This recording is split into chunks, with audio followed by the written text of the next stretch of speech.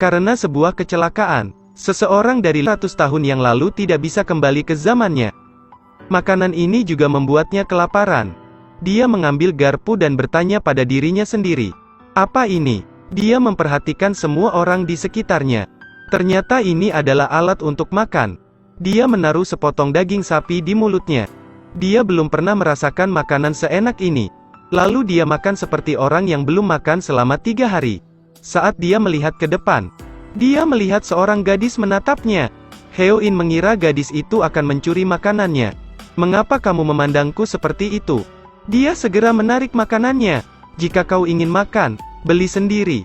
Tapi dia melihat mata kerinduan dari gadis itu. Dia menjadi berubah pikiran. Heo-in memberikan sendok kepada gadis itu. Jika kau lapar, makan ini. Heo-in tidak tahu jika tindakannya itu akan menjadi kesalahan besar. Ternyata wanita itu mempunyai penyakit jantung. Dan dia dioperasi sore ini. Karena itu dia tidak diizinkan untuk makan apapun sebelum operasi. Dokter yang melihat hal itu segera berjalan menghampirinya. Apa yang kau lakukan di sini? Dia mencoba melepaskan tangannya. Lalu dia memakan daging itu. Setelah kenyang, dia berpamitan kepada Heo-in. Aku kenyang. Terima kasih paman. Aza awalnya menolak untuk dioperasi. Tapi semuanya telah berubah. Operasi akan ditunda karenanya. Hal ini membuat sang dokter merasa sangat marah. Dia melihatnya dengan sinis. Heo-in segera mengejar. Dia segera berlari menghampirinya dan bertanya, "Mengapa kau marah? Gadis itu sudah makan, jadi operasinya akan ditunda. Jika dia tidak menjalani operasi itu, dia akan dalam bahaya." Heo-in baru saja ingat bahwa dia secara tidak sengaja menyentuh denyut nadi Aza. Memang benar bahwa hatinya sedang bermasalah. Heo-in menyadari bahwa dia melakukan kesalahan dan bergegas bertanya, "Apa hukuman atas kesalahanku? Apa aku harus dipukuli? Atau aku harus tahan?" Merasa kehilangan kata-kata. "Kurasa aku bertemu dengan orang bodoh." Dia masuk dan terus mengikuti sang dokter bahwan sampai masuk ke toilet wanita. "Apakah kamu baik-baik saja? Apakah kamu gila? Dasar kau mesum." Heo-in melihat ekspresi wajah Kim yang sulit dilihat. Dia tidak mengerti situasinya. Jadi dia menarik tangannya. Dia tidak mengatakan apapun. Dia hanya ingin menangkap denyut nadinya. Akibatnya, tangannya langsung dipelintir oleh sang dokter. Kemudian ditarik keluar oleh penjaga keamanan. Pada saat ini Aza baru saja keluar untuk berjalan-jalan. Tak sengaja dia melihat Heo-in. Heo-in mengatakan kepadanya bahwa dia berasal dari masa lalu. "Lebih jauh lagi saya adalah seorang dewa." Adegan ini dilihat di lantai atas oleh sang dokter. Kupikir Heo-in akan membuat masalah. Jadi dia berlari ke bawah.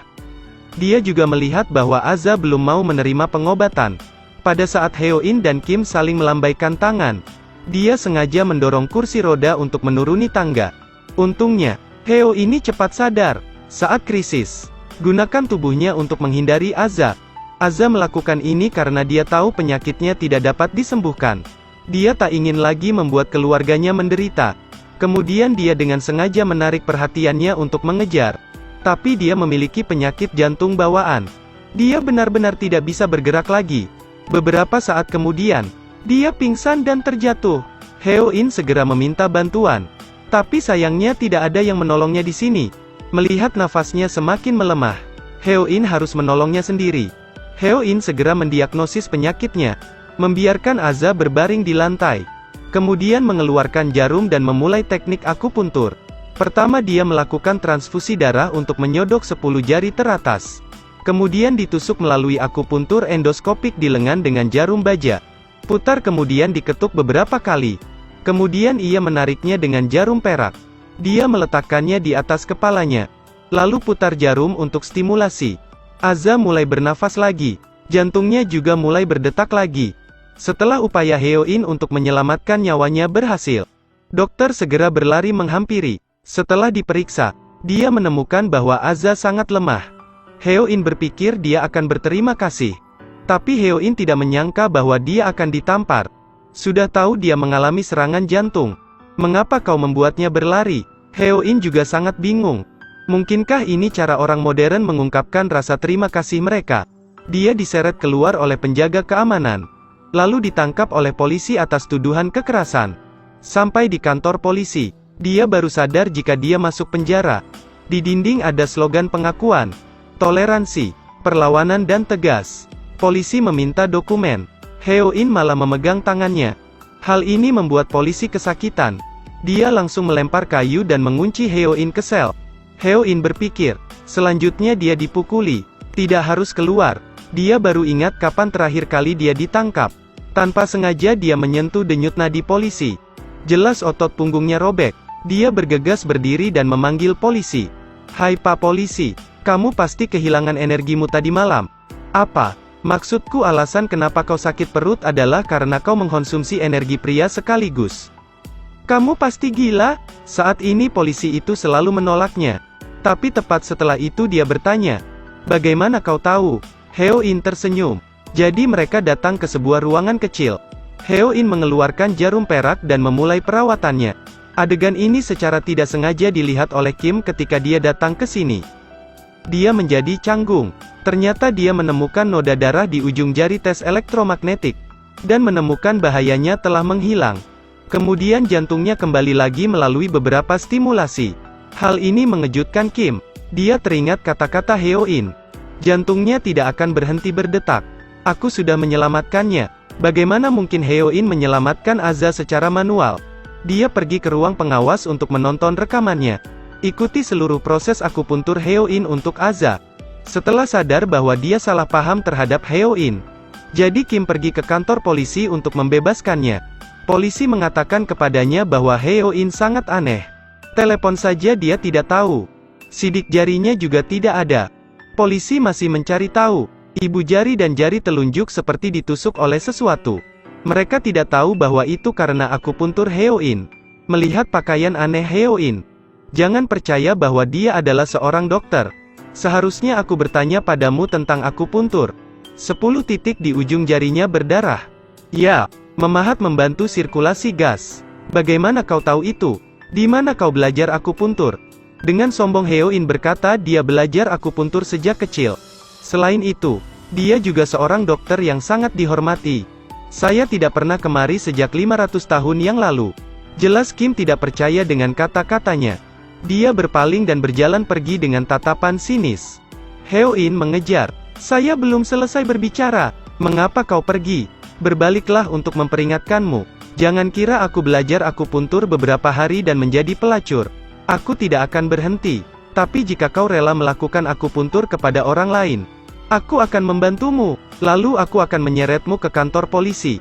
Setelah berbicara, dia meminum obat penghilang rasa sakit. Dan obat anti nyeri untuk diberikan kepada In. "Ini semua karena kau telah menyelamatkan Aza. Dan secara tidak sengaja melukai lengannya. Meskipun dia dijahit dan dibalut lukanya. Tapi mungkin anestesi memudar sekarang. Itu sangat menyakitkan. Sekarang aku tahu kenapa aku merasa begitu sakit." Kim menyuruhnya minum obat tepat waktu. Kim menyuruhnya untuk pergi ke rumah sakit untuk mengobati lukanya. Jika tidak diobati, lukanya akan terinfeksi. Heo-in berjalan sendirian. Dia sedang mencari sebuah motel.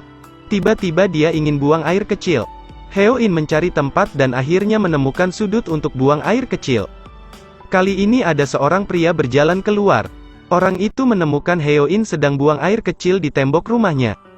"Mengapa kau tidak beradab sama sekali?" Heo-in sedikit malu. Tapi dia melihat ke atas. "Apakah ini rumah dari 500 tahun yang lalu? Apakah aku boleh tidur di sini? Tidak ada uang di sakuku sekarang. Dan juga tidak ada tempat untuk tinggal." Berharap dia bisa memberikan tumpangan untuk malam ini. Dia merasa kasihan padanya. Jadi dia membiarkannya tidur di sini. Saat ini perut Heo-in berbunyi. Pemilik rumah membawakan nasi goreng telur untuknya. Dia mengatakan kepadanya, "Beruntung kau ada di sini. Jika tidak sisa-sisa makanan ini akan terbuang." Ternyata dia juga sangat baik.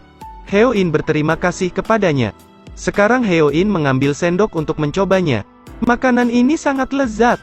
Dia menjadi emosional memikirkan pemilik rumah yang sangat baik. Terima kasih untuk pertolongannya. Setelah makan, Heo-in mengeluarkan obat dari Kim.